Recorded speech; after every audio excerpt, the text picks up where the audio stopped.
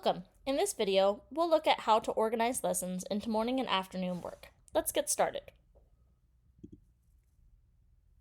In the last video, we added lessons to the schedule board. By default, all lessons are placed in the morning section of your schedule. Let's add one.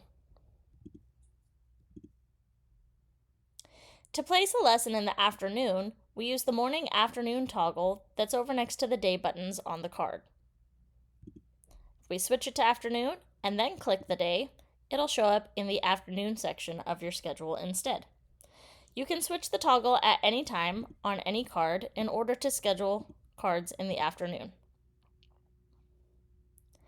Each day is divided into two parts, the morning schedule and the afternoon work schedule. Each section tracks its own total lesson time.